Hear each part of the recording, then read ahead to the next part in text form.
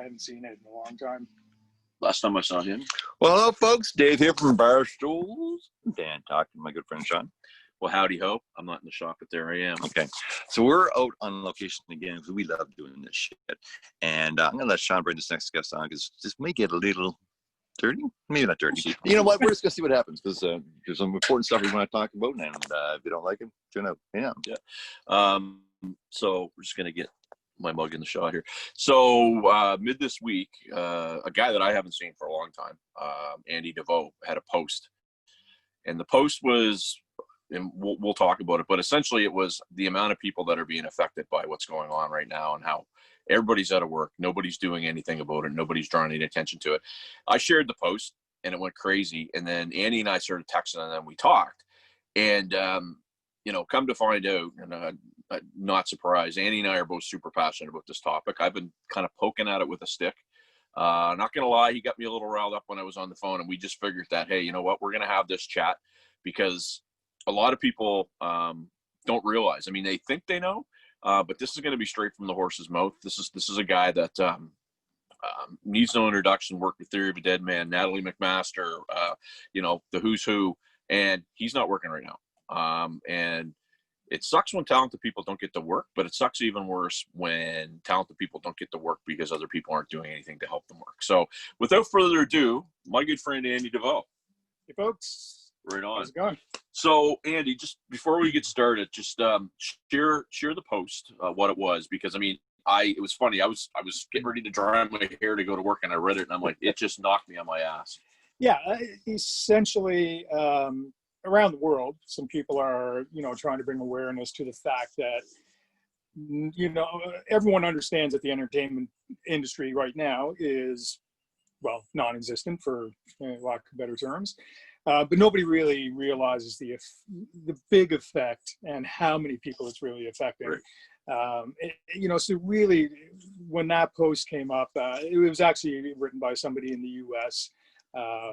There's a whole thing called We Make Events, and this is the hashtag right. of let's make people aware. So that's an American outlet. They're trying to get Congress to step up and do some things for these people. So when I read it and I started reading that list of people who are affected, I mean, I know because I'm in the business. Yeah. But it affected me. Like I read it and went, oh my God, like I didn't realize how many people this really affected. And that rabbit hole is so deep. It's not only the musicians themselves, it's all the supporting staff, managers, agents, tour managers, production managers, lighting guys, lighting designers, caterers, bus companies, truck companies, local labor. We're talking, that's just live music. That's not the film industry. That's not right, movie. Exactly. It's not comedy. You would know intimately about that because you, as well as doing front house, you road manage people. That's right. You tour manage people. I primarily, I mean, I guess it's a split thing. I do tour managing. I do front of house. I do some production managing. So I've seen all the avenues of it. So really, it just the numbers that they talk about. And I mean, these are sort of guesstimates because, as we all know, the music industry is also very, can be pretty gray when it comes to certain aspects. We won't get into that. That's a different topic. That's another topic for another day, for sure. But worldwide, 12 million people work in this business. Right now, 96% of those people are zero employed right now. And you raise a good point because it's not just zero employed, because guess what? I was a Serbian worker too. I did it for 2, oh my gosh, I'm only making 1/6 of what I normally do, blah, blah, blah, poor me. But for folks like yourself, I mean, because you're basically a U.S. employee, really, you couldn't get fuck all. That's right. Well, for the longest time. That's right. Yeah. So with all of this, there's been some emergency money for people, and that's a short-term solution for a very long-term problem, because the other side of all of this is that not only are 96% of these 12 million people unemployed, they're going to be unemployed for a very long time. So offering emergency benefit to people for a 6-month term Mm-hmm. for people who might be out of work for 2 years is not a solution. Nope. And you know, and I think that was sort of part of what really raised this for me. And you know, there's some other really detrimental things that have been happening out of that 12 million people. You know, they're saying that 30% of that workforce may never come back to the entertainment business. Right. 12 million people, that's 30% is a lot of people. Yeah. Let's do Right. a little background, because here's the thing. You know what? Nobody knew about what a global pandemic could or would be. It's not anyone's fault. The thing That's that got Sean and I riled up when we were talking yesterday is there's folks that are working in government, and let's just call it what it is, who are not that concerned about it because their income was never affected one iota. And that's what we got kind of ticked off about. It's like, it's not your fault, it's not my fault. No one wanted this pandemic, but you know, it's here, and how we're going to deal with it. It's not fair that these venues, let alone the employees, are not going to be there anymore. That's You know, right. And I mean, that for me, I mean, you know, on a provincial level, I mean, it's got to be hard as hell to be the premier. And you know, I'm not going to get into my personal opinions on the premier, but it's got to be hard as hell to get up every day trying to figure that out. But the thing that irks me the most is, you know, I drive around in my truck all day listening to the talk radio, and there's all these people talking about, oh, well, you know, just isolate. And it's like, one of the guys on the radio asked the radio host yesterday, did you miss a paycheck and all this? No. And it just hit me. You should not be commenting. Well, here's the thing. People become complacent. Mhm. And the reason they become complacent is because they can still turn on the radio and listen to music. Right. They can put on Facebook and watch a Facebook Live of some artist playing tunes in their kitchen. Yeah. So, you know, people are getting some musical satisfaction. So it's really hard for them to think outside of that box and understand the huge effect that has happened here. You know, it is a crisis. I mean, I will call it what it is. Well, you know, back Crisis this up of a little crisis. bit, because, so, you know, you told me the other day, so you had a Theory of a Dead Man tour that's now not going to happen. You don't know when it's going to happen. But people don't realize they buy their ticket and they go and they see the 2-hour show. That's 2 hours. Just talk to people about, you guys would be preparing for that tour for months. Right. Just a little colder. Yeah. And you know, that's a very good point, because a lot of people show up to shows. You go see a show down at the Metro Center, and people don't understand what it takes to make that happen. Yep. People, they show up, they see it, they watch it through their phone nowadays. Yeah. So be Love it. that. But they don't, nobody understands really what it takes, or a very small percentage of people understand what it takes. You know, we, you know, from my perspective as a tour manager, I'm working on a tour, you know, well, way out. I get tour dates, I might get them 6 months out. I'm budgeting, booking buses, booking flights, booking hotels, Yep. doing all those things, making sure my crew's in line, making sure we have work visas, making sure everyone has payroll stuff in. You know, that's all before you start even talking to a venue. Or any rehearsal or any anything. rehearsals are in. Yeah. You know, renting production, coming up with lighting designs, you know, all of those things. And then on a day of, you know, and we tour modestly. We're with Theory specifically, you know, that's a bus and a truck. Yeah. You know, it's not a great deal of stuff, but it's enough stuff. And we're in at 10 in the morning, and usually we're out by 1 a.m., 1:30, you know, going to bed, driving to the next venue, same thing next day. So it's long work days. There's a lot to it. People don't get it. They think they watch a 2-hour show. The Jews, those guys get paid an awful lot of money for 2 hours. Right. Yeah. Well, Hey, it's a whole life that they've had honing their craft as a musician. Well, I mean, it's your whole life as you've had to get the experience, you know, right? the other thing is, people in our business are incredibly passionate about what they do. Mhm. So there is no, you know, people aren't sitting around from 10 a.m. until 1 a.m. the next morning. I have guys that work for me who stand in front of their workstation. I have to force them to go eat, but they're just so passionate about what they do and how right they want everything to be for the show, that they're just entrenched in it. All to entertain us who go, right? That's Well, it. and the thing, if anybody sits there and says, you know, these are a bunch of lazy people, what Andy just said there should dispel that argument. The other thing is, all these people got to eat. All these people got to stay somewhere. All these people got to buy shampoo. They got to get their cars fixed. So 12 million people and 96% of them are out of work. Yeah. That's a huge chunk of the economy that's not moving. Huge. Yeah, I read the other day, I want to say it was 2 years ago, the music industry was a $52 billion industry. And that has grown since that point, so it's not a small piece of the pie. And, there's going to be some other avenues that we're going to shoot off to here, but something else that I was reading the other day was,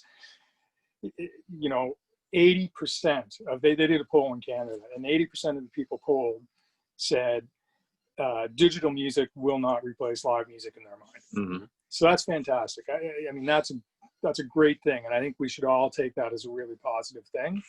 The downside to that was the number was something like 55 or 60% of those people said that even 6 months after a vaccine, they will not attend a live show. So, as someone who's depending on this to come back around, to go out and work, and I'm not looking at this from only my type of touring, an A-list. I'm looking at this from people who play bars to the theater shows, across the board. This is everybody. Let's break it down, because really what happens is the reason why there is an entertainment industry is that people need to be entertained. They need to feel something. And I've talked about this 1,000 times before. To emote something from a stage or a screen or a show or whatever it is that you're watching, or even going to a museum and seeing somebody who created something, you feel something. And if you don't feel that, then you're not even human. And that's the truth. Like, so this is how important it is that not just what we do in the music industry, but in the arts and entertainment industry. You know what? You got to feel like you're alive. There's so many people who just want to dance. They just fucking want to go to a place and dance. You listen to music. What do you do when you're sad? You listen to music. What do you do when you're happy? You listen to music. Exactly. Music is such a huge part of everyone's life. Yep. I don't think I know a single person, and I don't know if they exist, people who don't like music. Is that a thing? But that's a beautiful thing about it. So many different kinds, right? I mean, what you like might not be what I like, but it doesn't matter, because it's what it brings out of you. Something that, and I have to get this thought out because I'll forget probably, but the thing that irks me a lot, and I'm saying this on we'll call it an Atlantic bubble level right now, is, if there's decisions being made and it comes out, it just seems like everything's so scattered, and it's like, where is this coming from? Yeah. And they tell us they're consulting with people, but who are those people? Sean McKenna has got a call. Did Andy Deveau get a call? No. So, and I can tell you, as I know an awful lot of people in the music business in Atlanta, Canada, and I don't know any of those people who are talking to anyone. That's the point of all this, and this is what drives me nuts, is the fact, thank you very much, is that, we're hearing that they're trying to do stuff. Like when the bars open, I think it was June 5th. Mm-hmm. I know so many bar owners that they found out about this conference call that was taking place, and they got there, and it was just like, they got all this info. Where was it coming from? One of the biggest bars, and I won't name names because I don't want to put them on the spot, but they weren't called, they weren't consulted. Here's what you have to do.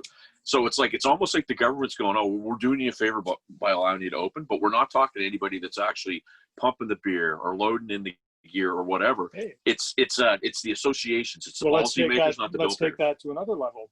Something else that, and I will never, I'm not going to displace any names here, but I have that post that I posted on Facebook. I took kind of a little cut version of that, right, and put it into a bit of an email form, and sent it to some of our local politicians, and not even a response. Crickets, absolute crickets.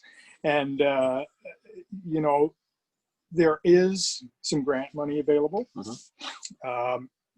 Not for people like me, unfortunately. You got to go through hoops of fire and get no help to try to access something that you might not. But what the government has essentially done here at this point, as their sort of fix, is people can get grant money to do these drive-in shows or these live stream shows. And as far as I can tell, this money is basically going to management companies. Right. It's not trickling down to guys like me. And let's be honest, it's going to favoritism, it's going to their friends, it's going to all the same bullshit that happens all the time. And that's a good point, because it's like we always talk about the idea of planning a wedding. So you pay for the venue, you pay for the food, the tuxedos, the hall, the priest. oh, I get $500. You want to play my wedding? And so it's like the musicians are always the last guys, right? They should be the first guys. That's and girls, because there's a ton of talented people. Yep.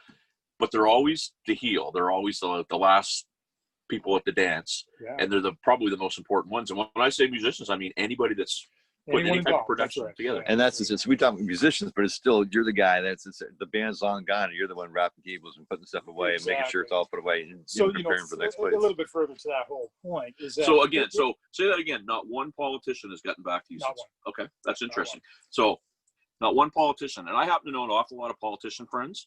So please, anybody that's watching this, I know you're going to probably be extremely pissed off at me, and that's not my point. Get a hold of me and I'll put you in touch with Andy, because this is a guy right here, guys, who no crap, when you're seeing some of these events that take place in the summer and the winter, he's a guy that's doing it. And you know, we're not even trying to be funny. Like, these are the people that actually need you elected officials to not get into a photo op and pat people on the back. You need to start shaking some bushes and make this happen. Yeah, plain and simple. So the idea here is that, you know, we need some local representation on this. You know, it's one thing for people to be canvassing federal government and all of that kind of stuff, but you know, we need local support behind us. Yep. That's where it's going to start. You know, we need those people involved.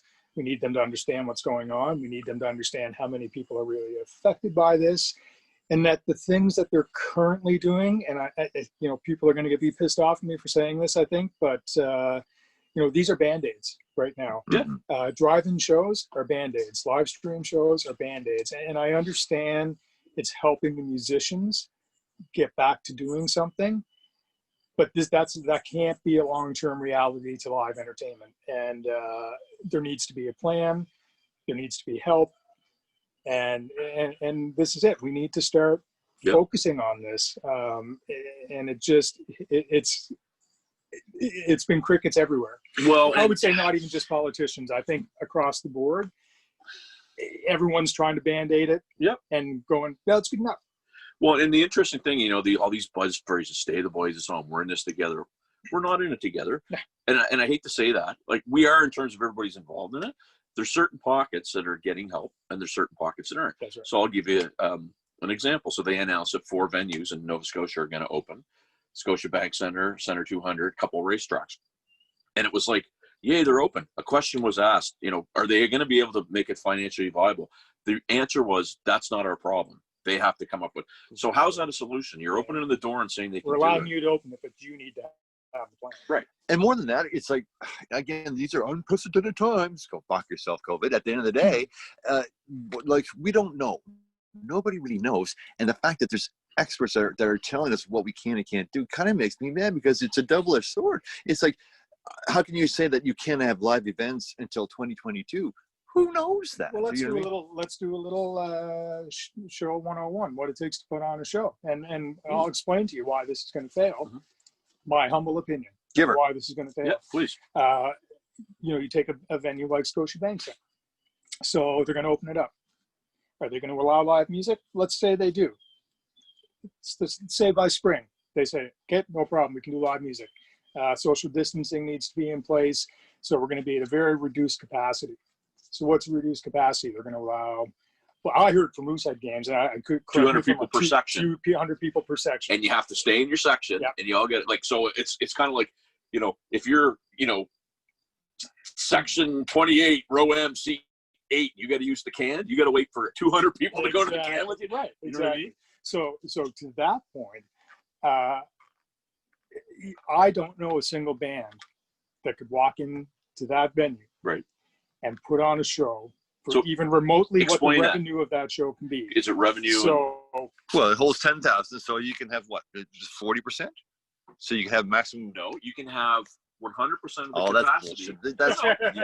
Okay. 100% of the capacity, so long as you can put on within the parameters. So in other words, you can't do it. So you can, but here's the problem. So they say that, so you can have 100% of the reduced capacity. Is really, let's call a spade, right?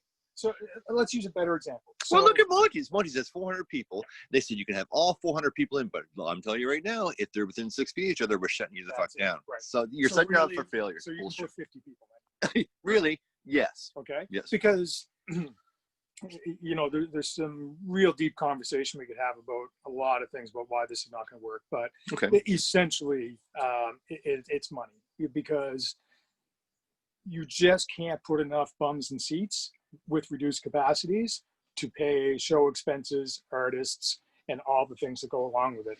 That's one issue.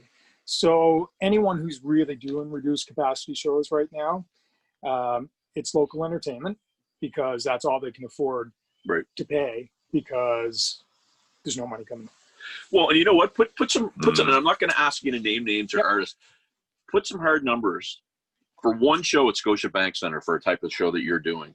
What would you need to bring in just to pay the bills? Forget about people making money, just to pay the bills. I don't know if you were involved in in. Well, I don't know if you were involved in ZZ Top show or not. Like the ZZ Top was going to play here. They were charged $160 for a ticket, and they were expecting to have it sold out. So that's a venue that was going to happen. So without, like, how would that translate now without that revenue? Well, okay. Well, let's sort of go on what you were talking about. You know, let's talk about a 2,000 seat club show. You know, things can vary depending on where you are in the world, obviously, and what ticket prices are.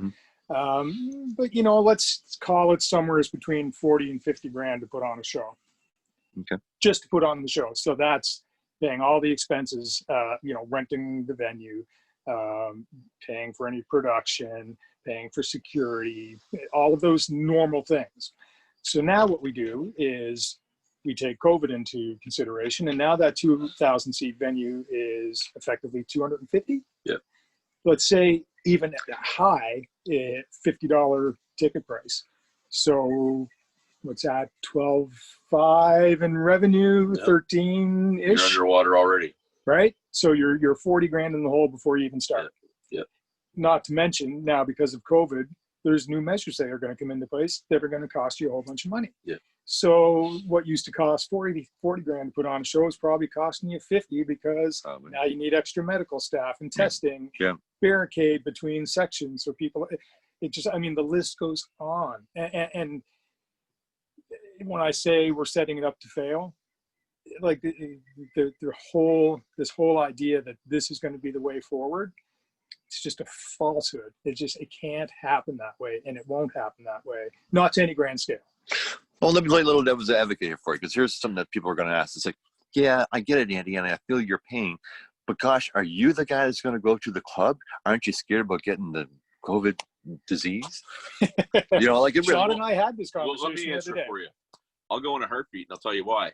I'm a firm believer, and I try to live my life this way in hockey. Everything I've done, I'll never ask somebody to do something that I'm not willing to do myself.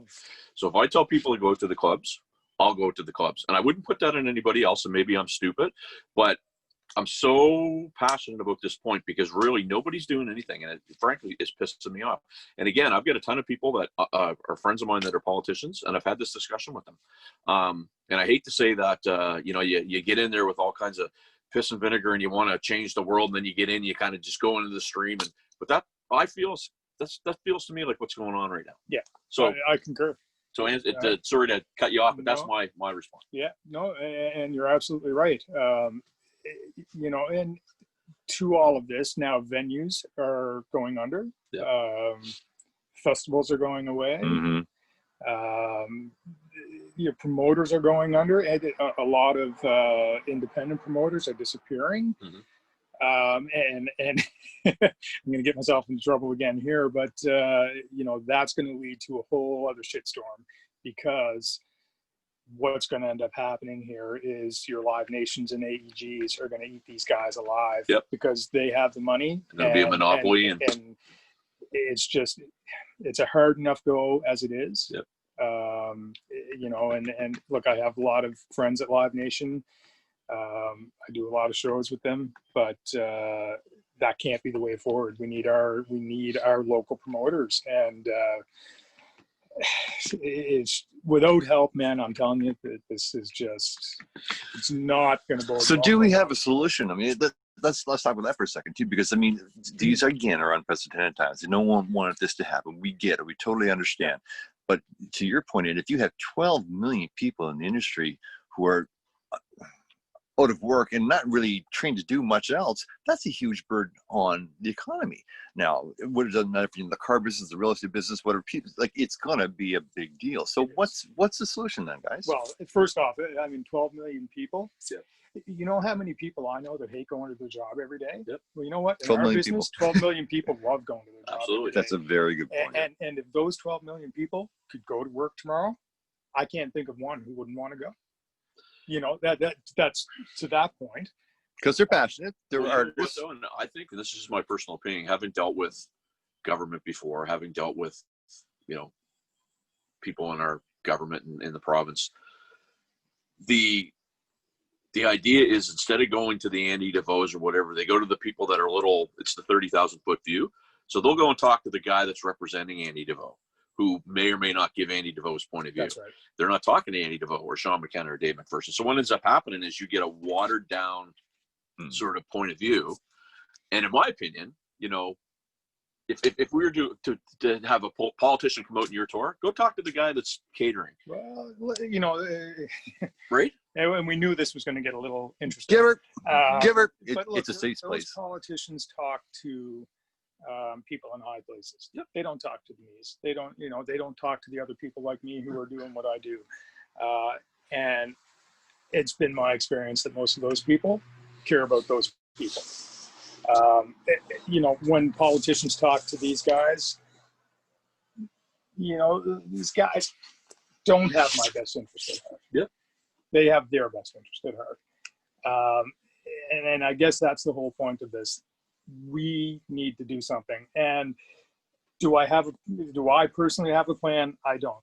But my interim plan is to try and talk to as many people as I can about this, make people aware, have people who can do something, have the politicians sit with us and talk to us.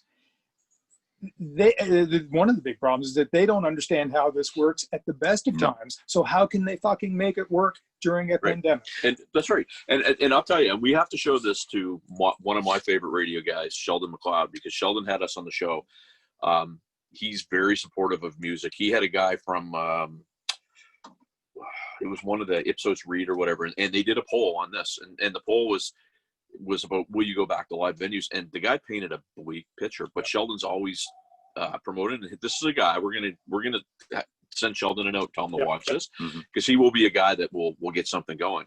But you're right. So the problem is that, and I think people get involved in politics for all kinds of different reasons, right? And I'm going to say 99.9% of everybody that gets involved gets in there because they want to make a change. But then I think what happens is they get so kind of wrapped up in what it actually takes to move the ball uphill that the good ones still keep fighting, but some of them just go like, I'm just one person and I can't make it happen. And I think what we need is a whole lot of people that are saying that's not good enough. That's right. Well, we work in an industry full of nonconformists. Like everyone that I know in the music business, and I've been doing this for a long time too, are nonconformists, and they're super, super, super creative people. So there's no one going to find a solution to this problem except the people who are involved in it. That's right. So this is what, to Andy's point, is like, hey, listen to his voice.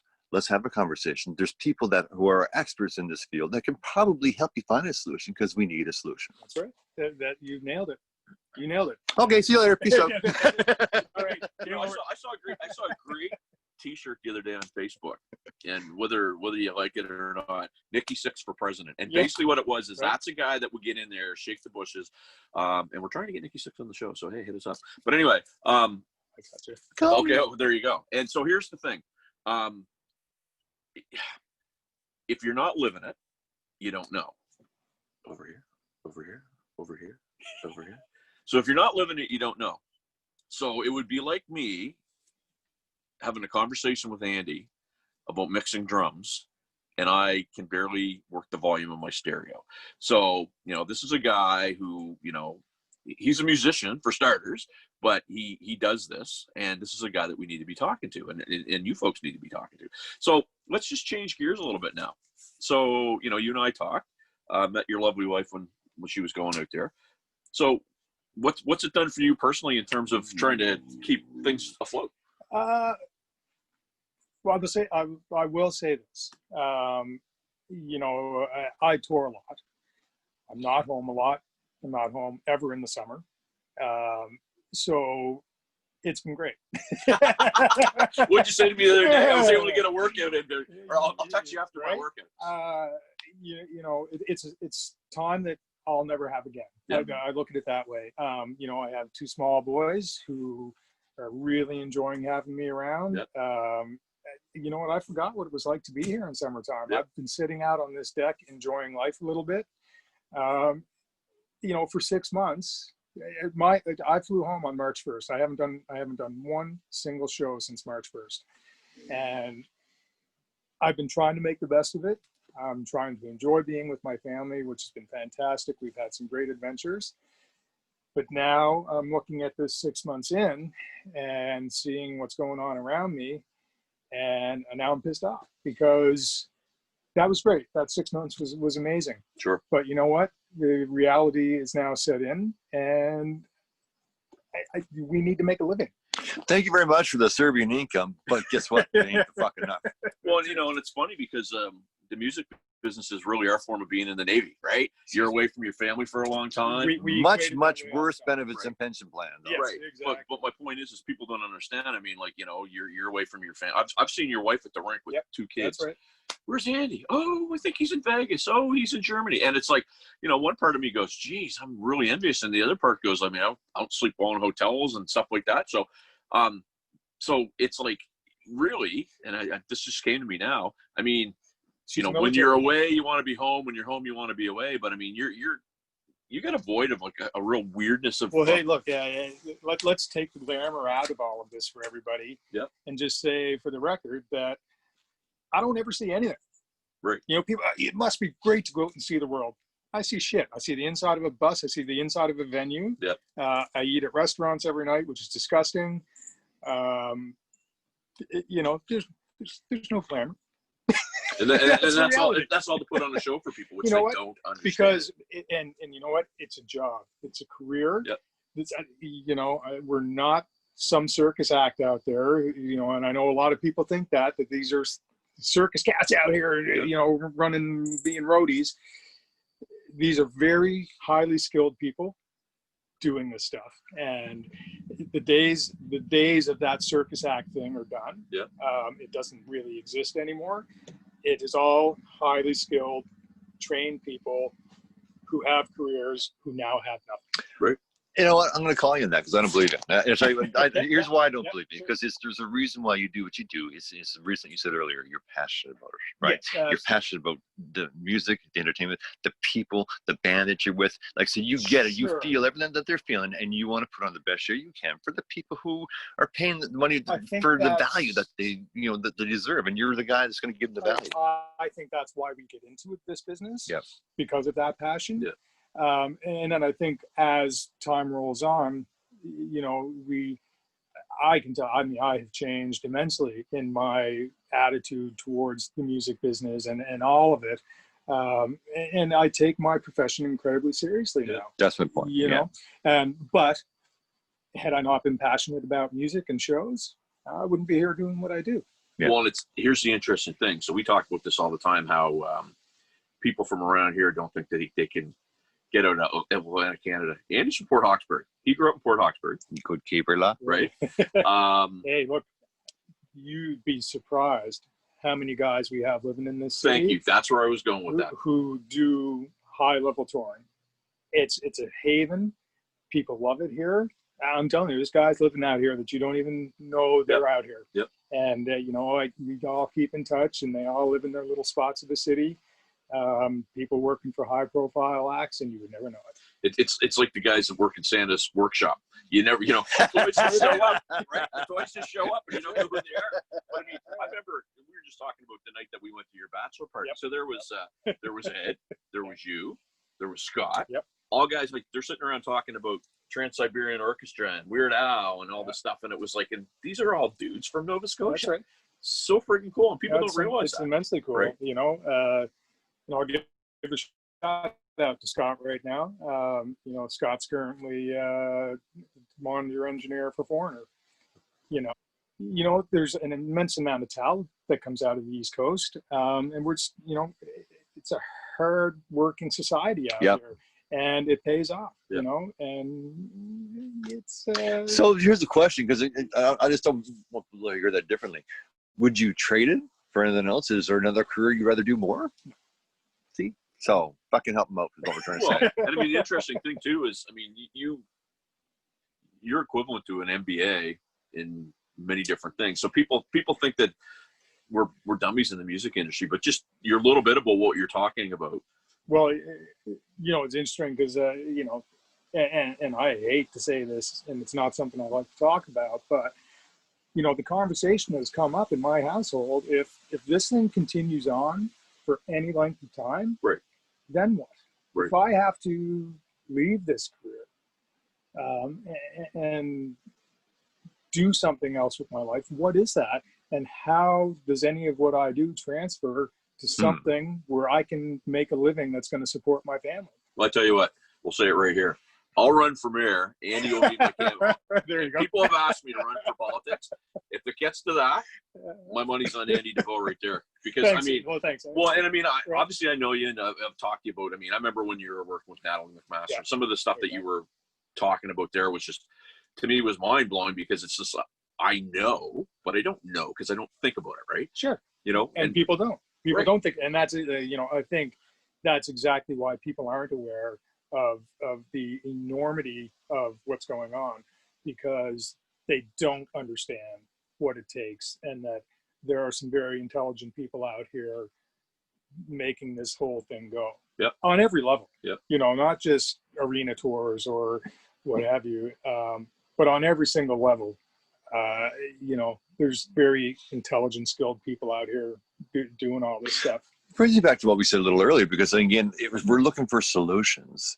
It's the people, because again, when you first started in this industry, when Sean and I first started in the industry, it was a lot different than what it is now. You might have been an upturner once back in the day, but now you're a guy who's pioneering new technology. You're learning skills. You're shifting on the fly. You have to learn the stuff as you go. And not only that, you have to be able to troubleshoot in case something goes wrong. If someone's spending $200 for a show to a concert, and the lights stop working or the sound goes off, man, it's on you to get it done fixed. Hurry. So this is kind of the people that we're doing with here. You know what, though? The best thing about being a tour manager and front of house guy is, if that happens, I typically don't yell at myself. Yeah, fair enough.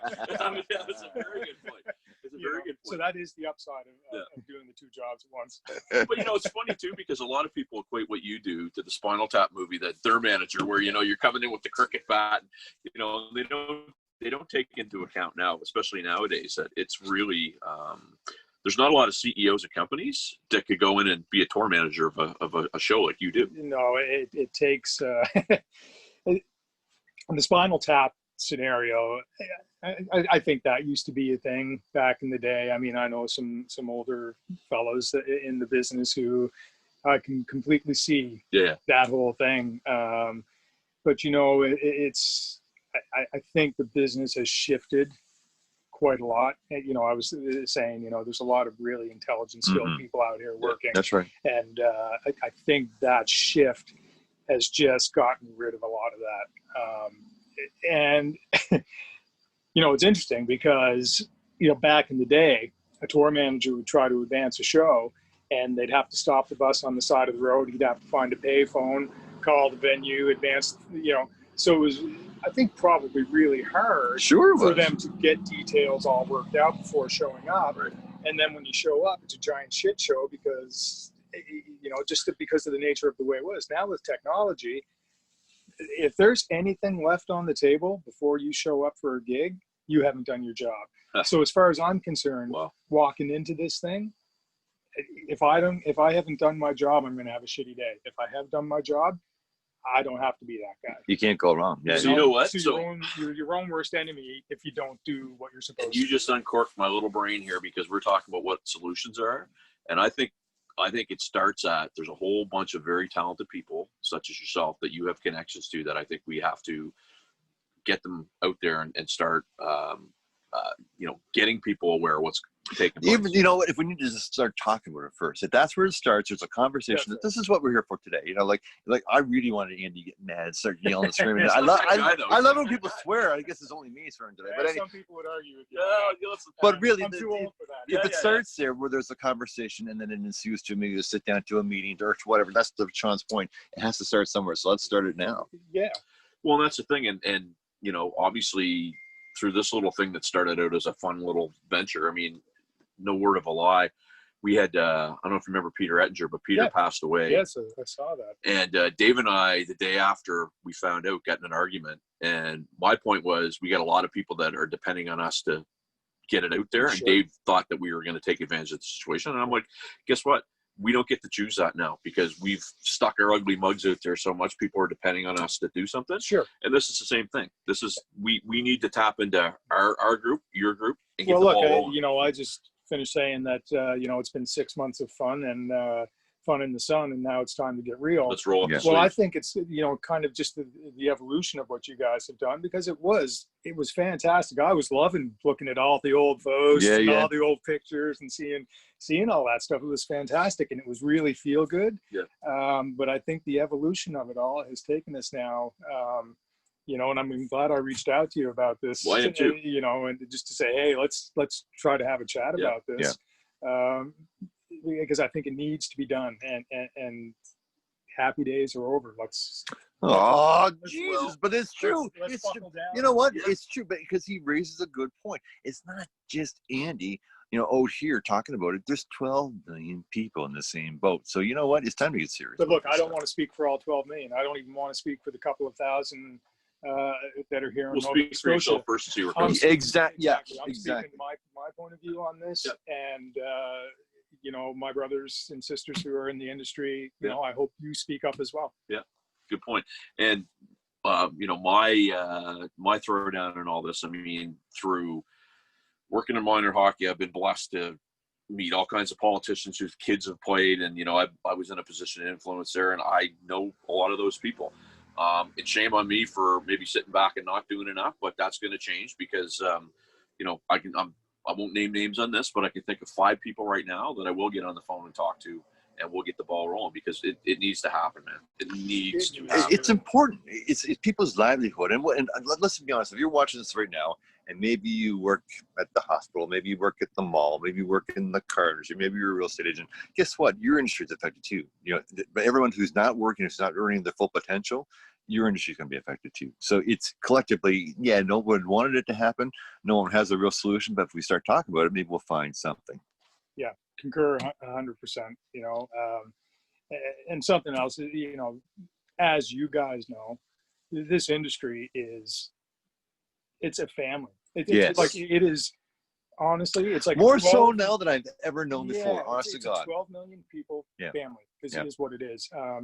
Everyone always has everyone's back.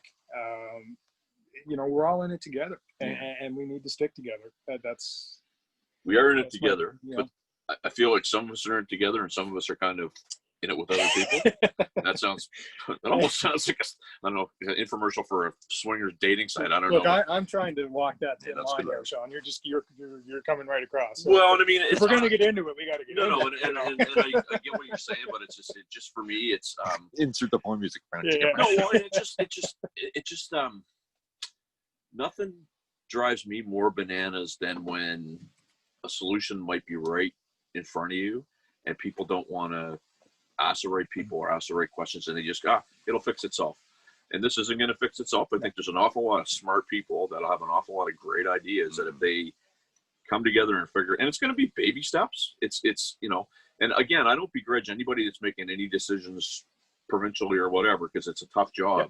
But the one thing that I do get a little riled up about is some very important people are not being invited to the table to talk about it. Yeah, and let's stop putting Band-Aids on it.